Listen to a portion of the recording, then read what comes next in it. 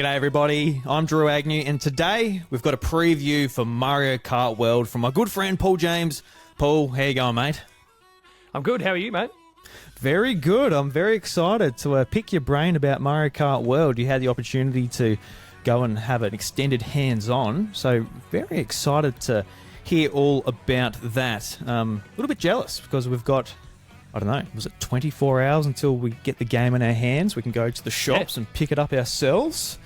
So that's quite nice. Quite looking forward to it. But I guess to start things off, it's a bit of a different preview environment for you going down to Nintendo to play the game. What were the conditions that you play the game in, just so the audience knows how you actually, got to interact with it?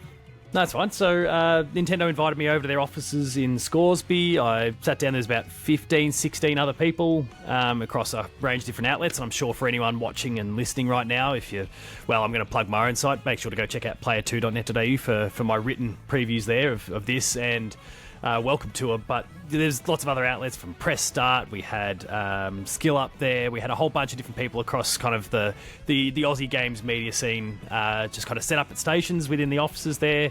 We were playing Mario Kart side by side. We went through the Grand Prix mode. We did some free roam.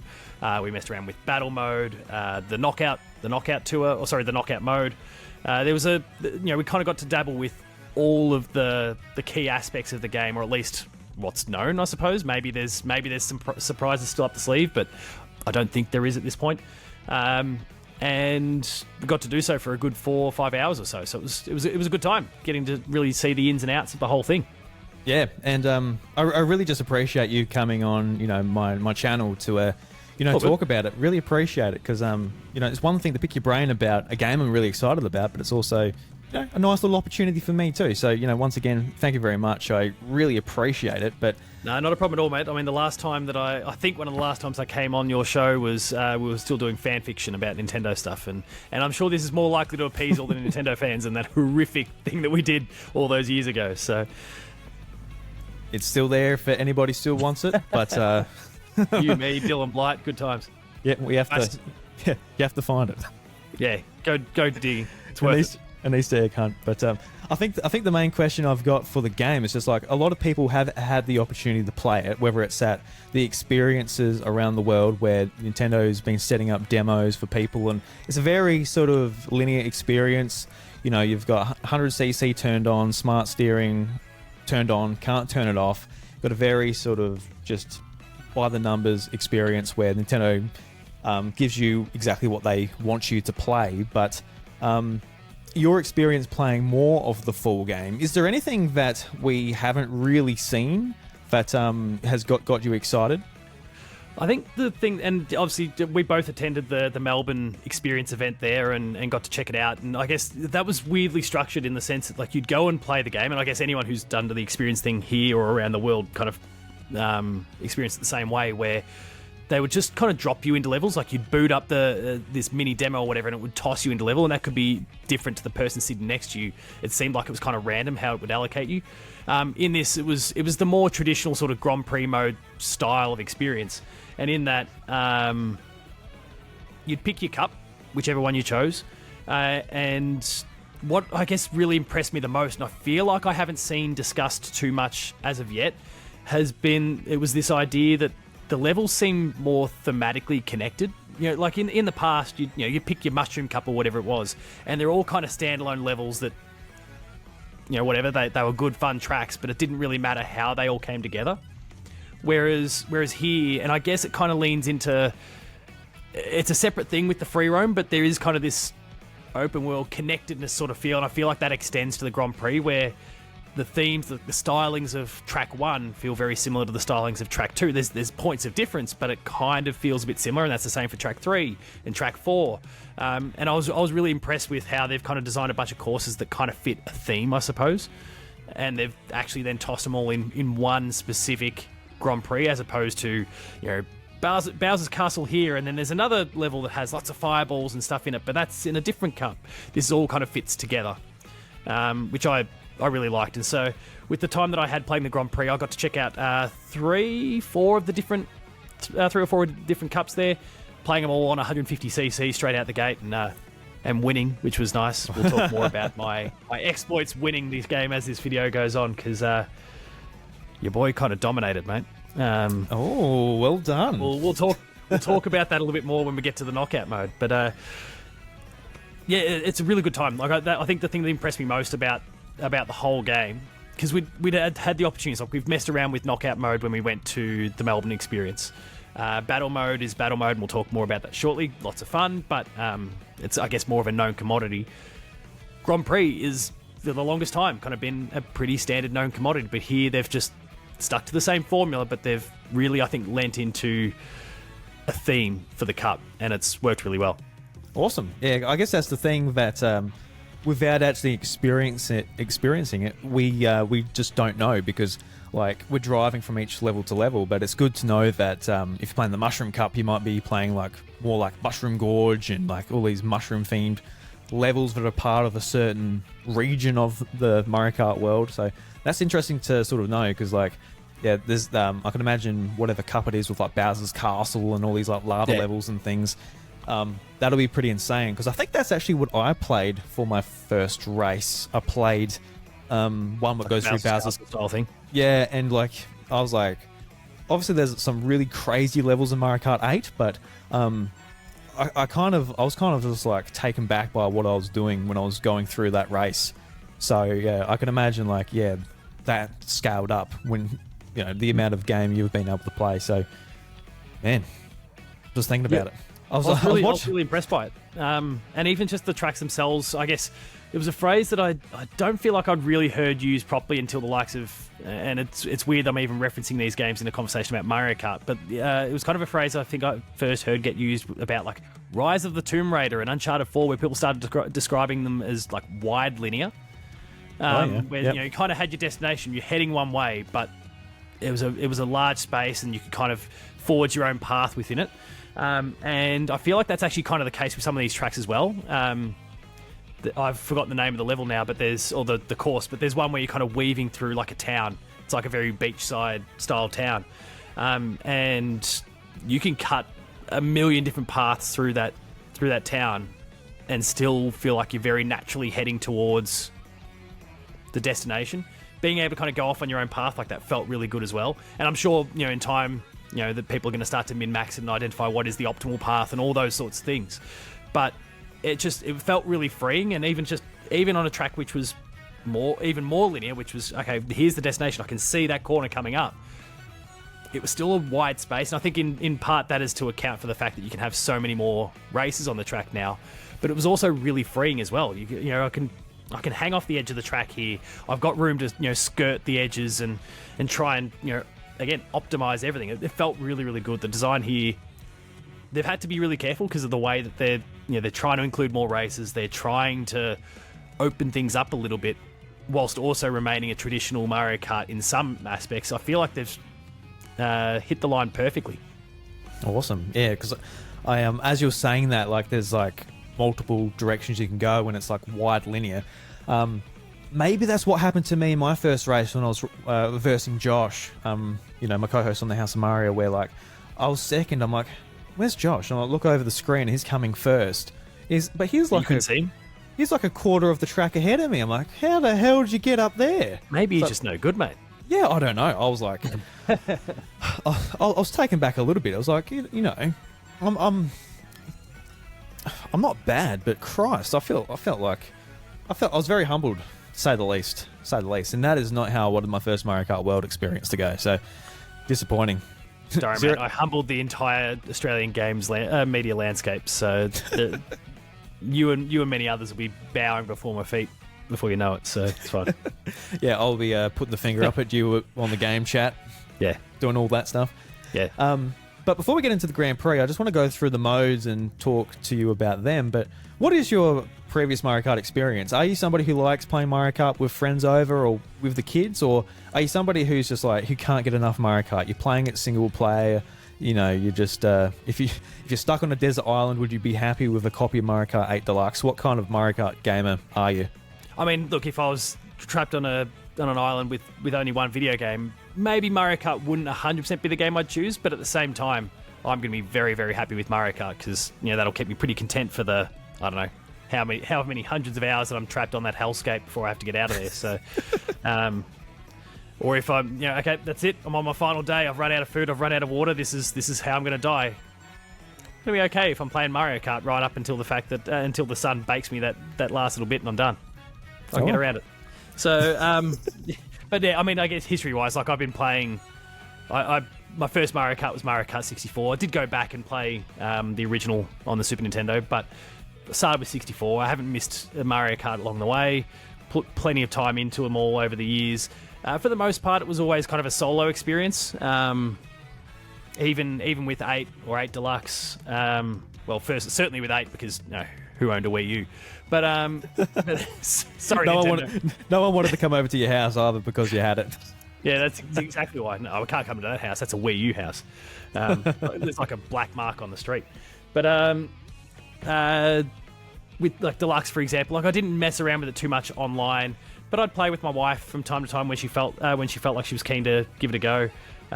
My kids, my son, now that he started playing video games a bit, we play some Mario Kart together. He's certainly pretty good at talking the talk and suggesting he's going to smash me. Hasn't ended up that way yet. I'm maybe a bit too competitive as a dad, where I go, no, mate, you can talk your big game, but I'm going to squash you. Calm down, young fella. Dad's still got it. Yeah, Don't you worry about that. Yeah. Dad's going to kick your ass, champ. Yeah, no, I was just curious because like I actually didn't know. I didn't know how big a Mario Kart man you were, because I know for like a lot of people, especially around the talk of the price of this game, it isn't a cheap game.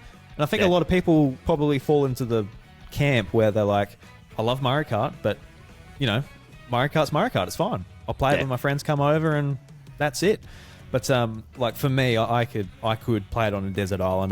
I'd be entertained for a long time. It's one of those Nintendo franchises where it scratches an itch. And I'm an itchy man. So I need a lot of scratches. So this big game, I'm very much looking forward to it. And, yeah, it seems like you're in a similar boat. So let's jump into the Grand Prix. This is, I guess, one of the more standard modes that we're very familiar with, but there are some changes to it. And I experienced like just single races with the Grand Prix, but I didn't do like the whole thing with the 4 courses and you go between each one. Yeah. So I guess what was your experience with Grand Prix and what did you think of it? Well, yeah, I guess we kind of just discussed that a little bit there. Like it's that theme kind of across the board that you could feel. Obviously, again, with more races on there, it feels a little bit more chaotic. One of the things that was really interesting to me, and they're kind of tipping the hat a little bit to the open worldy sort of the free roam side of things. But when you finish your first race, and that is very much like any you begin the race. It's just like any other Mario Kart race where everyone's at their starting line and off you go. But when you get to race 2, 3, or 4, it kind of leans into the fact that with some of those free roam modes and some of the other stuff, you can kind of drive from one track to the other and just begin. Yeah, because you actually see like the camera or the whole course begins with everyone already moving. The cart or the bike is already moving as you arrive, and then you'll see Lakitu rock up and 3, 2, 1 and start, and you can still get your boost start from it, even though you're already moving. But it kind of leans into that sort of aspect that we've seen advertised a little bit as well. So I mean that was kind of cool. It's different. It's certainly a franchise first, and it doesn't make any massive differences by any stretch because they're still going to time it in such a way that everyone gets the opportunity to start at the exact same time. And I'm sure, not that I was able to notice it because I was at the front of the queue, but I'm going to keep like I told Nintendo PR every single time I talk about this game, I am not going to let anyone miss out on the fact that I'm better than the rest, including them, because Nintendo PR were part of some of these races as well. Shout out to Claire. Pathetic. Come on.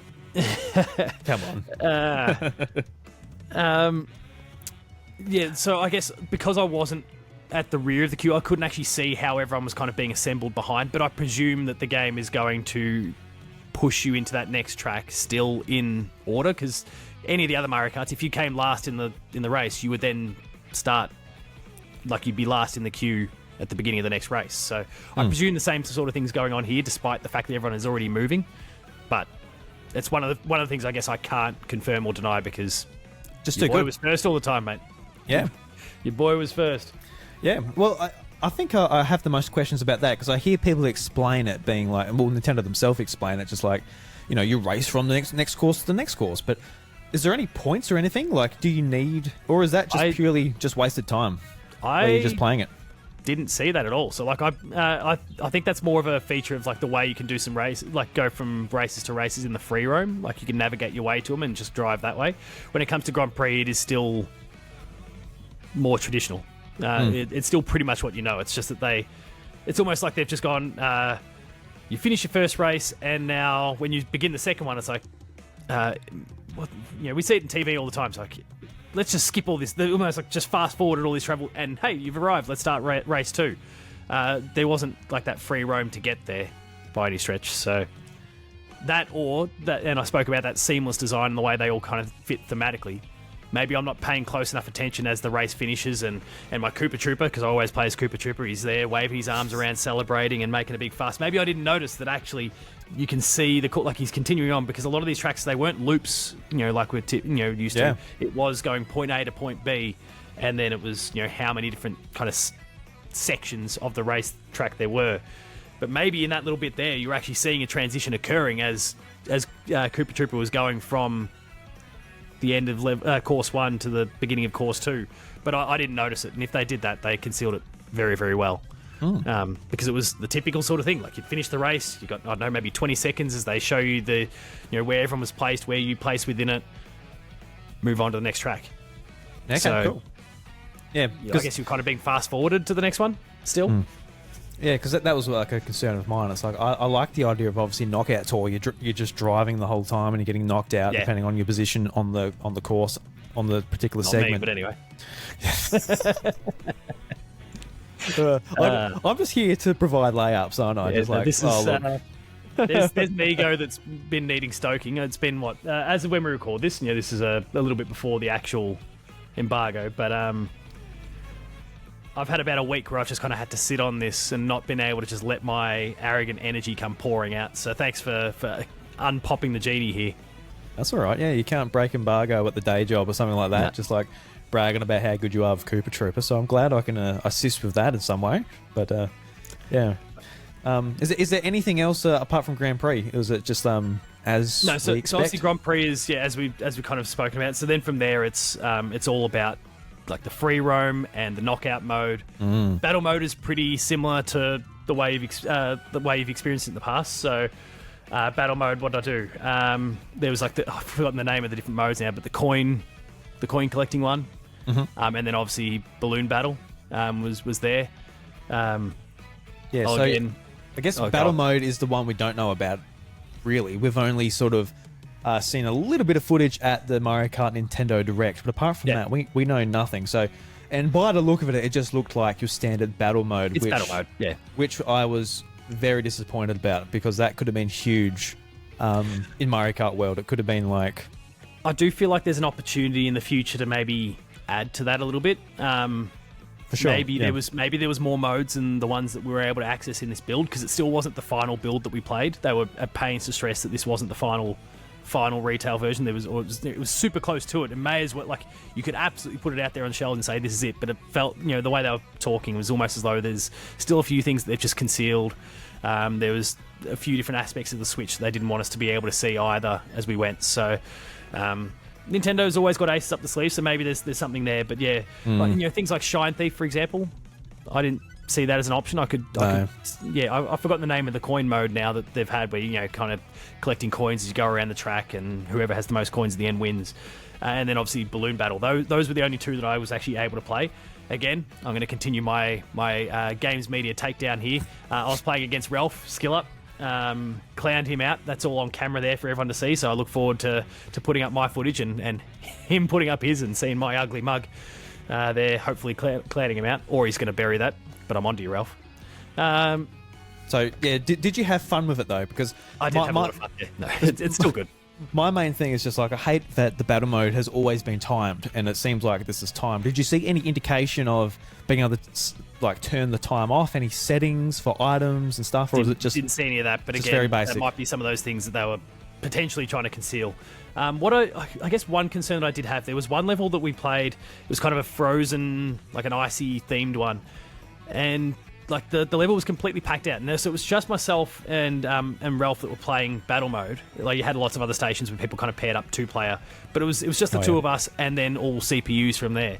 And I felt like the level was way too big. You know, we're talking about this wide linear and that sort of thing for the courses and how it works pretty well. I felt like this particular track, and its name escapes me, we were just going from level to level, and unfortunately the footage that I've got is on my other computer, so I can't even quickly take a look and get the name. But it was too big. Like, it just spent a long time trying to find other races. And in the case of like the 2 human players in that scenario, like they got us using the camera, which, you know, anyone who's seen any of the marketing has kind of seen. Well, there's the local stuff these days where you got like Patrick Cripps, Andy Lee, Marcus Bontempelli, and their little mug shots are appearing on the track as they go. Like, that works really well, but despite the fact that feature was there, it still took a long time before I could find Ralph while we're moving around through the tracks. And again, this is not some sort of like having a crack at him. It was just more, the space was too big. And when you're playing battle mode, as much as it's fun to take out, pick on the CPUs where you can, and maybe squeeze yourself a win whilst avoiding your mates and trying to give yourself a win. They go, "How'd you do that? We didn't even see you." You go, "Yeah, sucked in." It was kind of a bit disappointing to not really be able to find him despite my best efforts. Like, it was just the space was too big. There were others that felt more appropriate for both the coin thief. No, it's not just shine thief. What is that coin mode called? Is it coin runners? I feel like it's called. Yeah, coin runners sounds about right. Yeah, it's one of those modes where like it sucks. So it was fine. No, it was fine enough. Okay. But I mean, Balloon Battle was the star of those two, and Shine Thief, if they bring that back, that would be better as well. Shine Thief is fun, yeah. But yeah, I couldn't play that one. Or it wasn't there, I should say. Balloon Battle was the real highlight. But yeah, I think it might come down to the tracks themselves and what tracks really kind of shine brightly. Did you see how many tracks there were? It was a bit of a letdown. I think I saw 6 or 8. Okay. I really sounds about right. Again, if I go and look at my footage again, we would have gone to the menu screen and selected the track at some point, and it'll be there. I just don't, I don't want to go downloading that while we're streaming right now, because I'll nuke our connection. But there was a generous number of them. But yeah, that particular one of the couple that we played just felt too big, and we both said the same thing at the time. Like, it just feels like it's too hard to find the other person. And considering there is a big neon sign for that other person that is their head, if you're using the camera, that made it more obvious. That made it more obvious that the space was too big, because we just didn't see each other very often on that track at all. Yeah, it is just like those levels are just like parts of the open world, just like segmented off. So it seems like a bit of maybe a lack of balancing, just on the fact that like it wasn't balanced properly for 24 players, even though that's a big amount, so you'd think it would be a pretty big track, but it sounds like that one maybe it was just too big. Yeah, which sounds disappointing, because that is the funnest thing. Like Mario Kart 64 Block Fort, it is pretty contained. Like, you can look over and see like somebody is over the top of like the yellow segment when you drive over the bridge, and you sort of play it that way. But yeah, it is a bit of a balancing act, I would imagine, to get these courses the right size. And you would have thought it would have been the other problem when they introduced 24 players. It's like, oh my god, this feels too cramped. Yeah, you think it would have been the opposite way. But and look, there might be others that feel that way. I guess we tried 2 or 3. The others felt just right for Balloon Battle. It was just that one, and it could also be a case of certain modes are going to lend themselves better than others. Like, obviously the coin runners one, you are trying to accumulate as many coins as you can, and so if you've got a lot of paths you can go down, that's lots of opportunities to collect coins, and when you've got 24 races, you're going to need probably lots of opportunities to go and collect coins. But maybe that works well on, certain modes feel better on certain tracks as well. That could be part of the whole thing as well. Yeah, well, maybe it was just the fact that Skill Up was a coward, because you were so good at the game. He was just hiding, and he was doing a really good job at hiding. Could be that, and you couldn't find him. I won't. Yeah. I like talking shit. I won't go that far and call him like a coward. But somebody like genuinely. But I did have everyone's number, so if you've got him on socials, feel free to send him a clip from this, and I'll just talk mad shit again. But Yeah, yeah. Just just clip it out of context to make it sound especially cruel. You know. We'll just Skill Up is a shit gamer. Do your thing. No, he's an absolute legend. It was great to actually meet him for the first time that day and then play against him as well. So it was good fun. Yeah.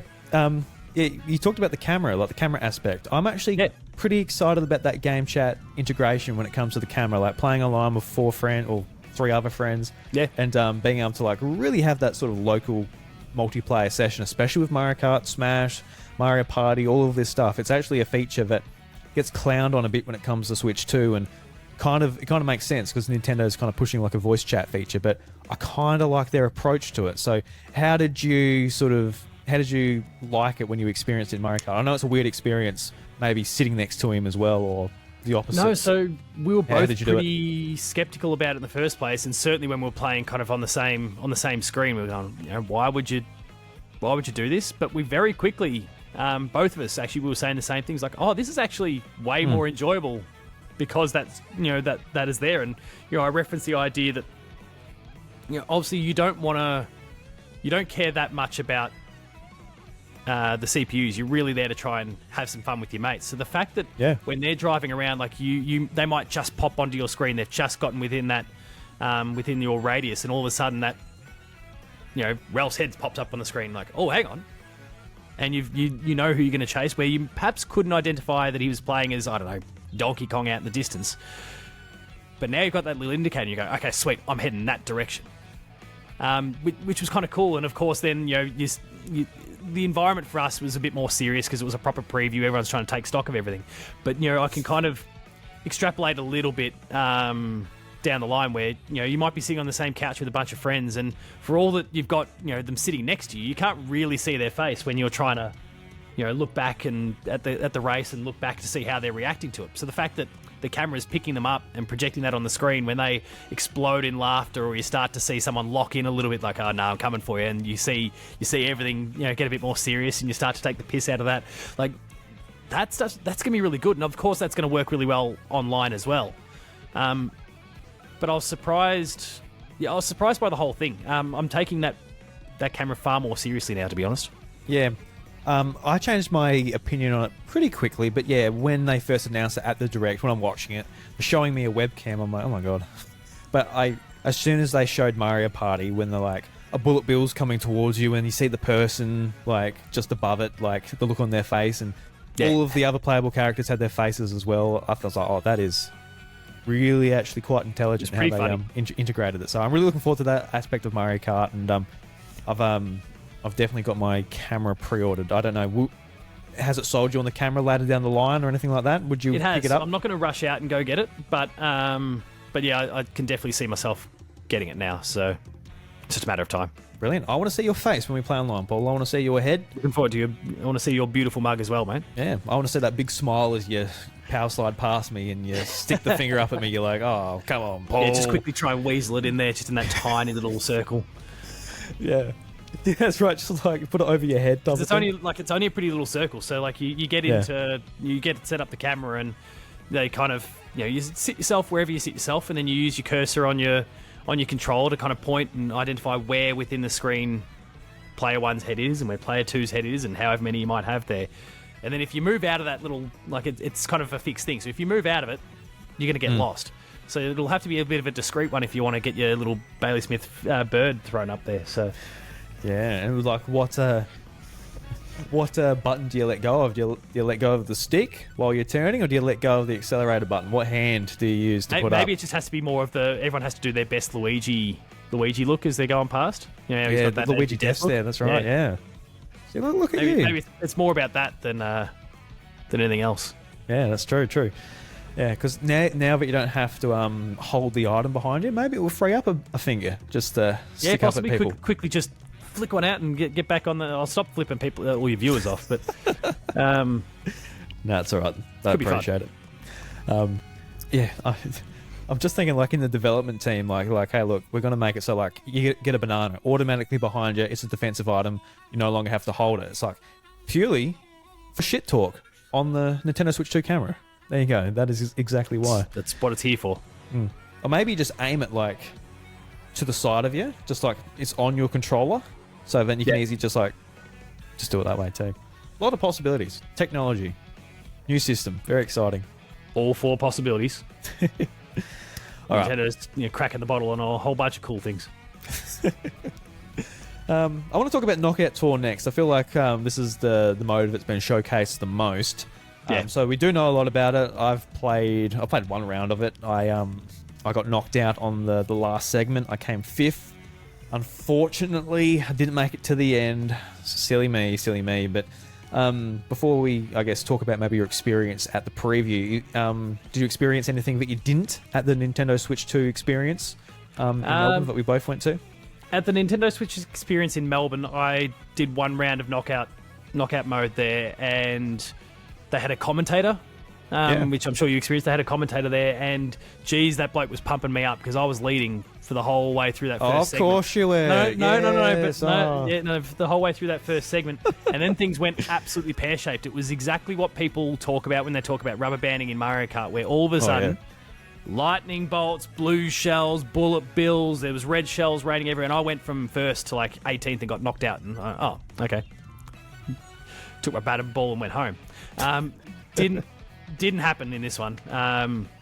But it is good to see the natural progression time. Like we went top 16 progresses down to 12, down to 8, down to 4, and it felt like the second of the 2. So we did 2 rounds of knockout mode in that time, and the first time I was kind of near the front of the pack the whole time, and then won. The second time around, like I barely squeaked through for the top 16. In the first segment there, I had just a bit of shitty luck. Things weren't going my way, but I snuck through the skin of my teeth. Same getting to the top 12. But as that number whittles away, there are less items being flying around because there's less people to throw them, and everything. Like it feels like if you've got the skills and you get. Sometimes you need a bit of luck, of course, but a bit of luck to get you through some of those earlier segments when things are at their absolutely most chaotic. Your skills will start to come to the fore in time, and I'm not going to sit here and say that I clearly am the best Mario Kart player in Australia right now because no one else had the opportunity to play it yet. But certainly I'll get cleared out in due course. But it allowed me to go, okay, like I can do this. Like I'm getting there and things are getting easier now. Obviously the stress is going up for everyone, but I can get through this, and suddenly start weaving my way through and make my way to the front. You get a few handy items because you are at the back of the queue when you get to the top 8 or something like that. But you're able to one by one just pick people off and overtake them. And felt really good, felt really rewarding, and did.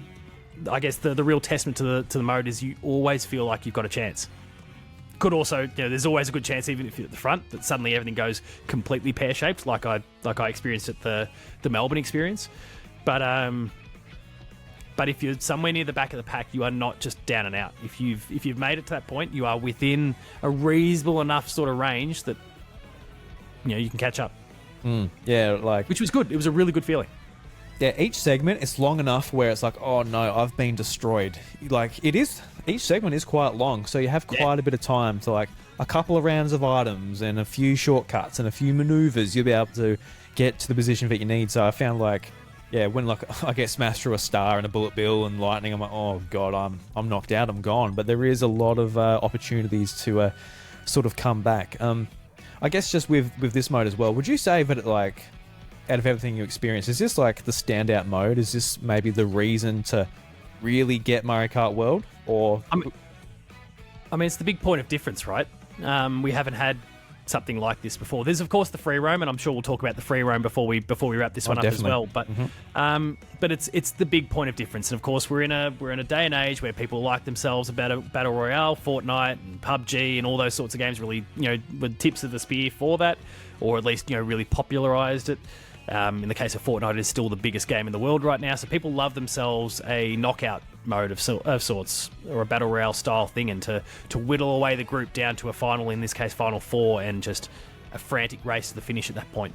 For me, it's the standout mode, but that could be in part because it is just different.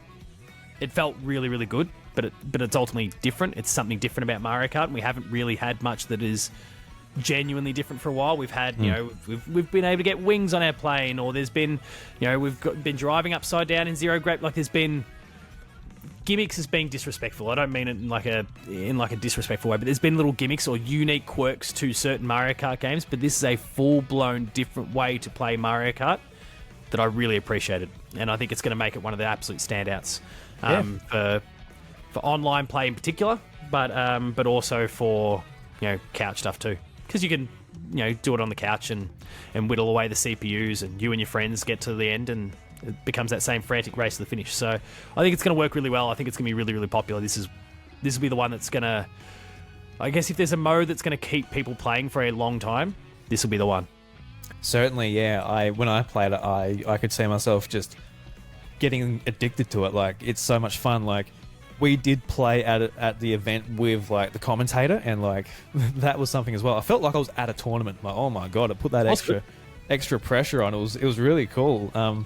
And like that like dread as you're going across like the finish line for the particular segment, and like your position disappears, so you don't know where you are. You don't know if you've made it, and you're driving over it. You're holding A. You're like, did I make it? If it's like, all right, not knocked out, and you keep going. It must have. Yeah. So they've done it really well, and I can't wait to experience more from it. Do you think it will be like the main sort of mode you play when you jump online, or you play with the kids, or whenever you play with the game? Probably not the sort that I'll play with the kids. I think there's a little bit too much, like, for kids that are really young, like say the age of my own. I could see them getting pretty dejected if they get knocked out early, and then there's someone else that's still playing. Someone else, playing on the same couch is still going. They're going to start to feel kind of left out for a bit. If they're a little bit older, if they're maybe 8, 10 plus, there might be a bit of cheering going for the other person, or heckling, a good bit of banter, whatever it happens to be. But when I've got kids the age of 6 and 4, I could see them going, oh, I lose now, and they're just watching me racing or whatever. Like, that's not a fun feeling. What I hope for is, when we're in the kind of the full online sort of system, is that if you get knocked out early on, that you can get bounced back to the menu. Go, okay, you're out, no worries, but fire up another one, which we see in lots of battle royale style games these days. If you lose early in Fortnite or whatever the game happens to be, you get bounced back to the lobby, and you fire up another game or whatever. And the one that you're playing, you could lose another 2 or 3 matches in the time it takes for the first match to still be finished. Because you at least have the ability to go back to the menu and jump into another one. So hopefully the game has that functionality. Because we were playing all local, that was harder to work out. Like, it was all of us in the same instance match. So I don't know how that's going to work when we get to the final thing, and if the ability is there to just drop out. Also, again, going back to my point from before, because I was winning, I couldn't look at the other screens. So, geez, I'm a good Mario Kart player. It's just wonderful. Self 5. Sorry for peeking out your mics there. No peeking. I can't wait for it. But yeah, you are right about the kids. Just when it's like my son, he's only 3, so yeah, there's no hope. But yeah, it would be a bit boring for a kid. It's like, yeah, this is fun watching Daddy race. Yeah, sure, no worries. Yeah, you sit back there, son. You watch a real Mario Kart player. Learn a few lessons here, champ. Yep, I've been playing since Mario Kart went 3D, so you pay attention. Pay attention. I started when Mario Kart was running on Mode 7 on the NES, or the SNES. Bloody ears open, champ. Alright, I think the mode actually I'm most intrigued about, because I think it's got the most secrets in it, is the free roam mode. I want to know how long you played it for. Did you play it with a group? And did you come across many missions, secrets, things to explore? Did you have fun with like just exploring the open world? How was free roam? Because this is something for me as a big Forza Horizon fan. When the game was announced that it's an open world Mario Kart game, I was like, oh my god, they've made my dream Mario Kart game. Is it my dream Mario Kart game, Paul? I think it might be, mate. So you can you've got the big kind of overworld map, which does technically have all the tracks on it, but you can kind of pick points on the map and teleport yourself over to them, fast travel your way over to them, or whatever, and then just go exploring. And I did that for a good for, I'd say, 45 minutes to an hour or so, just driving around and seeing what there was to see. And the thing that I enjoyed the most was they've got P-switches concealed in spots, like, everywhere. Well, not everywhere. They're not getting ridiculous about it. They're all pretty carefully curated, the things. But, like, you'll go driving over that P-switch, and you've got this rapid fire, like, and it's, sometimes it's, 10 seconds, 20 seconds. It's almost like a WarioWare sort of mini-game sort of length, or micro-game sort of length, where, I know the challenge is to get from point A to point B, or it's to do it, but you've got a wall jump here, and you've got to do this. Like, there was one challenge that I could not work out how to... I haven't worked out how to get the wall jumping going yet. So I was grinding. I jump onto the wall, and I felt and I had one of the other Nintendo representatives next to me. I'm like, I'm sure I'm doing the right thing, and this is not a flaw with the game. I think this is just a me thing. But the skill issue. Like, I'd get to the wall. Well, it's just I don't know if I wasn't quite doing the right thing. Like, I pressed the button to what do we call them? Zeta? I don't know, the right trigger, yeah. the right trigger to jump off the grind rail and onto the wall. But then I go to press it again and I couldn't jump off. I'm like, am I doing something wrong? And he's like, I think you need to point your stick. At the same time, I'm like, I'm pretty sure I am. So I don't know. Okay. I think there's just something there in terms of the mechanic that I'm not sure. I don't think I was 100% clear on what I was supposed to do. But that challenge itself was really, really cool, though. Like, I failed at it every time, of course, and I kind of cracked the shits and moved on. But like, you hit the grind, you jump off the wall, you're meant to jump back onto the grind rail again, you get to the other side, a bit more like, it was a really cool thing where they're getting you to mess around with several different new mechanics. They strung them all together, and it's this fast time-based challenge as well. So, like, that was a really cool one. There were others that were just get from point A to point B, but all of a sudden there's giant bullet bills flying everywhere, or big giant metal balls just rolling all over the place. Like, it was really, really cool. They just came up with some really, really fun things that those features aren't like part of the open world, but when you activate that challenge, boom, the P-switch brings up all these features, and you've got to try and navigate that. I really liked the different challenges they had in place. Some of them, it's just more, your skills need to be good. You've got to get from point A to point B, and there's really, it felt like some of them are big enough that there's checkpoints in them along the way. And, if you could get bounced at that stage if you don't hit the checkpoint in a fast enough time. But they all felt like, didn't matter how good you were. And like, as we've discussed, I was having a pretty good day with Mario Kart, but even then it felt like I snuck past this checkpoint with like a second or two to go, and if I just slightly missed the turn, or I didn't get my grind right and overshot, like, I'm starting to really put myself at risk of not completing that challenge or getting to that checkpoint as a part of the challenge. I'm not going to call this the Dark Souls of Mario Karts, but like, it felt like one little mistake and you've got to nail all of your turns to succeed in this challenge, which I think is really cool, because for the really experienced Mario Kart fans, or the really talented Mario Kart players, you've got something there that it's not the competitive stuff against other players. It's not you and me going head to head in knockout or versus or battle or whatever happens to be. It's just you versus the clock. And not a time trial at the same time. I thought it was really, really cool, some of those different challenges. And they get you to mess around with different mechanics. They throw all sorts of ridiculous challenges at you. Oh, that was a lot of fun. And then the world itself is just great to go and explore. Awesome, yeah. I want to touch on just the world itself, but I'm glad you like the P switches so much, because what I really wanted in this game was like stuff like, I guess, the Forza Horizons similarities. Like, I wanted like the drift zones, I wanted like the races and all of this stuff in there, like Forza Horizon. But I guess Forza Horizon, when you look at the map, it's just a bloody mess, and it's a little bit. There's a lot, yeah. It's a little bit overwhelming. So, oh my god, like, and maybe some aspects of the game you sort of end up not doing, because like for me, I concentrate on like the board smashes, driving on every road. I go for 100% sort of completion on some things, but some stuff like the drifting and stuff, I'd maybe, I won't concentrate on that right now. But the P switches, I can get that one, because I recently, I didn't play Forza Horizon for very long when it came out on Xbox, but I got a code for it on PlayStation. Played it recently, of course. That's got all the DLC, so I opened that thing up, and it's like looking at an Assassin's Creed map for the first time. Oh, where it's just a million things, just boom, there they are. I'm like, where do I? Holy shit! Like, where do I start? This is not that. Like, it's far more pure. It's just go off and explore. And maybe there's ways to kind of ping things on the map. I didn't really look at the map. I was trying to utilize the time that I had as much as I could and just like get out there and just do stuff.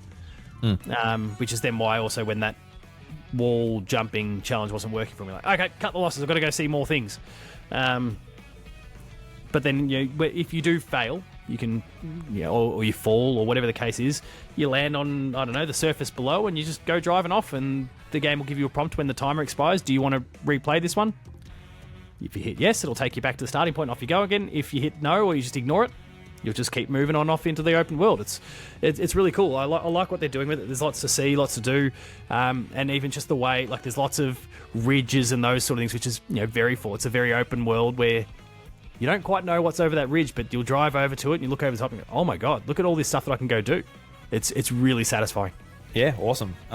Because I've been seeing like a little bit of stuff that Nintendo's been releasing on the Nintendo Today app, where like we've seen some P-block missions where it is like going down a ski slope with a bunch of Shy Guys around you, and you've got to avoid them as you're going through. You've got to get there in a certain amount of time, and stuff like the grinding challenges and stuff like that. Looks kind of fun. I'm all about just being in that world and experiencing those challenges. But before I just want to jump into like the open world itself, other collectibles. Did you come across like coins? Understand what they did?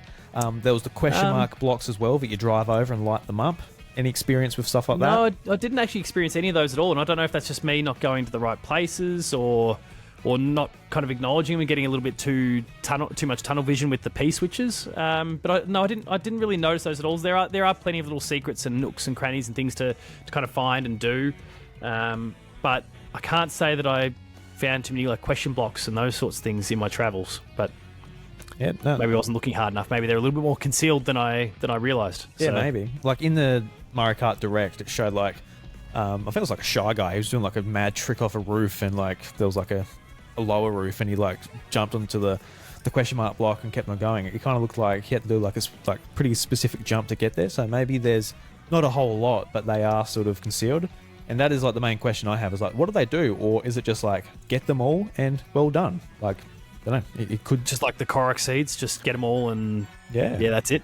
Like there might be like you would assume there'll be cars and characters and stuff maybe locked behind some of these things potentially. Maybe like that might be there's always things to unlock in Mario Kart, so surely there's something to give you the incentive to actually go and do it. That'd be cool. But the actual world itself, just driving around it, interacting with other cars and characters and things. How was it? Because the idea of just chilling out in Mario Kart sounds really cool. And we got the news the other day that Mario Kart World actually has 200 songs in it. So there's a bunch of remixes from previous Mario games where like it is just like a laid-back radio. So you're driving down the road, instead of like the usual race sound where it's like where it's like just full on excitement. Lo-fi. Yeah, you got a bit of lo-fi, you got like some jazz, like some Mario Brothers 3, just chilling out, driving down the highway. I'm like, this is a very different vibe, and I'm 100% there for it. So how was your experience with like the more laid back aspect of the free roam? Look, when it comes to the music side of it, because of the scenario that I was in, where I've got lots of peers around me, there's a bit of conversation with them, with PR, those sorts of things. I'll admit I didn't really get to dial into the music so much, but the environment, like it felt really, really good to just go and explore it, and just see what's around the next corner. It feels really chill. You also referenced other players and those sort of things.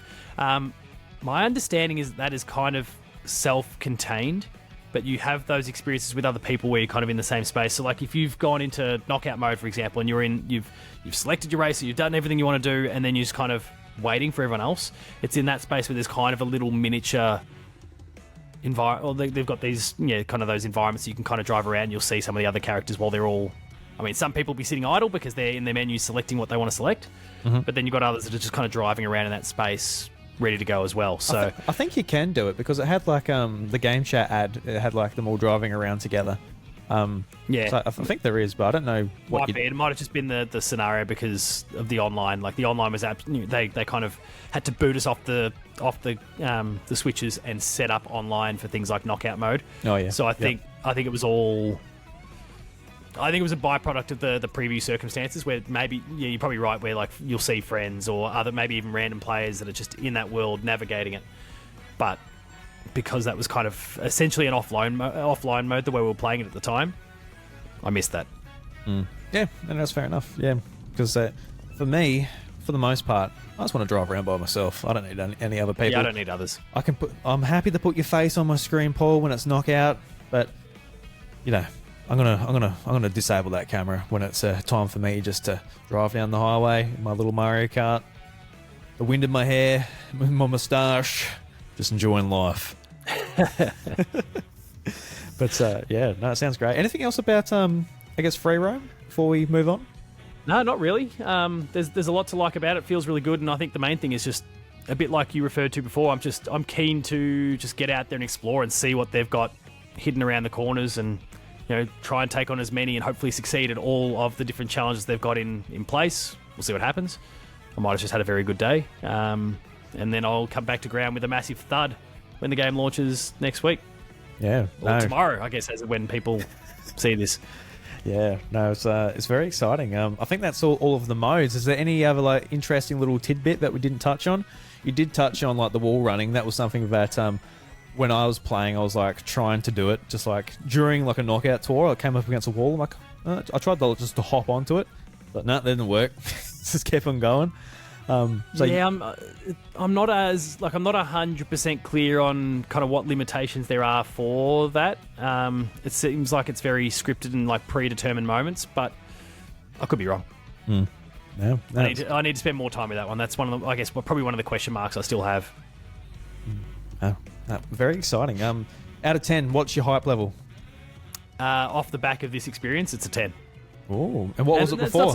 What was it before? Did it change it? Not to say it was low, but because it's Mario Kart. I love myself Mario Kart, but I think there's a bit of a seeing is believing component to it. Yeah. It still would have been an 8, something like that. I still would have been. I was still really, really hyped for it, but it wasn't going to sit there alongside the Clair Obscures or the Monster Hunter Wilds in terms of levels of hype that I've had for games this year. But now, having played it, I just want to play it more. Nice. That's all I want to do right now is just get to June 5th. For us it'll be or in Victoria here it'll be a long weekend off the back of the Switch coming out. Hopefully my console arrives before the end of that Friday, because otherwise I'm in all sorts and won't have it for a few days with a public holiday on the end. But yeah, I'm just keen to spend as much time as I can just exploring all of it, to take on the Grand Prix. I feel like my first thing will still be the Grand Prix because I'm a bit of a traditionalist in that space. Go and deal with all the races, try and hopefully win them all first go, and not have to replay them to just get the 3 stars or whatever. But then start to really explore the rest of it. Get into knockout mode. Try and get good. You already are get good, into mate. The free roam and get gooder. Get into the free roam and just see what they've got in store. I think that for me is one of the big temptations now. It's just what have they got in this world, and how big is it? How much can I explore? What have they got hidden? Where have they got hidden? That's what, and the challenges are really cool. It's a totally different aspect of Mario Kart as well. They've not really been able to do this where they're just going, here you go, we'll just throw whatever shit we want at you. Just go for it, have fun. Here's a bunch of bullet bills you've just got to dodge on your way. That's because it's always been about the race and just beating the people around you, as opposed to now it's just you versus some game design. It almost feels like a bit of a platformer in some ways. Yeah, no, it's cool how they're introducing that sort of that platforming aspect of Mario to Mario Kart, which is pretty cool. Yeah. And we're going to see some crazy stuff from some players that are pretty talented online. We're going to see them hopping and bopping above us. I'm like, oh my god, how did they get up there? I can't wait. Fortnite towers above us, and you'll have no idea how they got there. Yeah, the kids. And maybe this is why we don't have ourselves a 3D Mario this year. It's because the 3D Mario is actually Mario Kart. Yeah. There's your 3D platforming Mario. It's just he's in a cart. Go for it. Yeah, we don't need it. Yeah, no, it's very exciting stuff, and I just want to thank you very much for joining me for this preview, Paul. I really do appreciate you spending your time here. It's I'm very excited for it, and can't wait to play it. And I'm sure anybody that got to this point of the video is just rubbing their hands together, waiting for Mario Kart World, the first open world Mario Kart game, the biggest change for the series in at least 11 years since Mario Kart 8 came out, but even before then, I don't know. What would be the biggest leap apart from this? Double Dash. Double Dash. Yeah, massive. Oh, God, I love Double Dash. Yeah, I don't mind Double Dash. I don't have the nostalgia for it because I did not have a GameCube, but Give me Baby Park. Give me Baby Park. I love Baby Park though. Oh, I'm a Baby Park fan. I love a good Baby Park.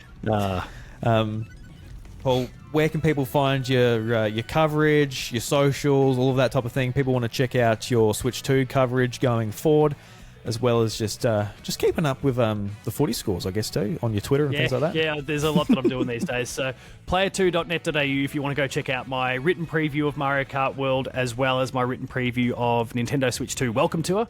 Those two will be there. I'm not our primary reviewer for the Switch 2 and Mario Kart itself. Jess Zammit, one of my fellow editors, is going to be doing the work there. And we also thought it was kind of important with me having done the Melbourne experience as well as this preview event to maybe have a different voice. I feel like I wouldn't have much new to say off the back of all these events that I'm going to be kind of talking about Mario Kart for the third time now and reiterating points that I've made on a few occasions already. It didn't make a lot of sense for me to be the person. So I look forward to seeing what Jess has to say on that one. When it comes to socials, you can find me at Paul James Games. That's on Twitter, that's Blue Sky, that's Instagram. I'll be talking about the Switch 2 in depth. I'll be talking about all the various other games coming out this year. And of course, as you alluded to there, a fair bit of AFL as well, because I'm doing a lot of AFL content these days too, which is going pretty well for me, actually. So there's that there. Awesome. But otherwise, I look forward to seeing people on the track, or not really, because you'll all be behind me. You'll see him with the X button. You look behind you, you'll see him. I won't see him. I'm not looking behind. Straight ahead. No, fair enough. Yeah, thank you very much, Paul, and everybody, thank you very much for watching. And if you want to check out our preview for Welcome Tour, also coming out on the launch day of Nintendo Switch 2, check out the little bubble here. See you guys. See ya.